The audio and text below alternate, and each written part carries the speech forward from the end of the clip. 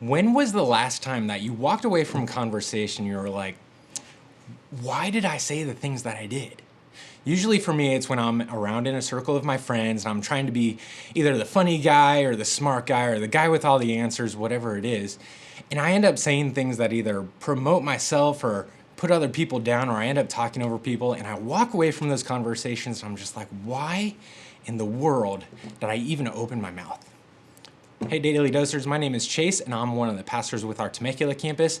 And today, maybe it's the misery loves company mentality, but when I look at the disciples and what they did with Jesus, I get a little comfort from what they said and did, but at the same time, there's some serious conviction there. See, in today's story, the passage that we're looking at, Jesus has just announced to his disciples a second time that his death is coming. And instead of asking questions and trying to understand, hey, why is this guy talking about death when he's supposed to be our king and our ruler and he's going to be setting up this kingdom? Instead, they lead into this argument about, hey, who do you think is going to be the greatest among us? Here's what it says, Luke 9:46. An argument started among the disciples as to which of them would be the greatest. Jesus, knowing their thoughts, took a little child and had him stand beside him. Then he said to them, whoever welcomes this little child in my name welcomes me, and whoever welcomes me welcomes the one who sent me. For it is the one who is least among you all who is the greatest.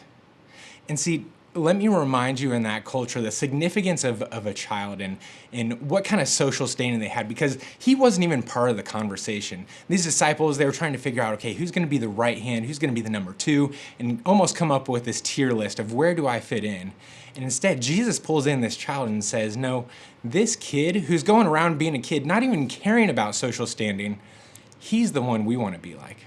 And so maybe in our conversations, maybe let's just slow down and look around at the people that are around us, because we easily recognize our own gifts, right? We know the things that we're really good at. We want to promote ourselves. We want to be the funniest, the smartest, the problem solver, the whatever it is you pride yourself in being. But instead, Jesus is coming and saying, hey, let's not worry about the social standing and who's best at something, but instead, let's look at, hey, who's in our circle? Who's listening? Who can we influence? And let's draw them in. Let's recognize the wonderful gifts, talents, and abilities that they have. So instead of rushing into conversations this week and promoting ourselves, elevating ourselves, making sure that we are known among the circles that we're in, Jesus says, well, hold on. Let's not worry about social standing.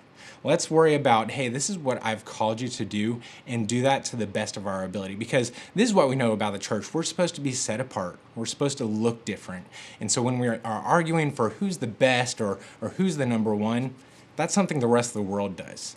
But in our circles, man, if we start drawing in others and bring up those who maybe don't even have a voice, aren't even part of the conversation, then we can start to recognize the gifts, the abilities, the skills, the talents.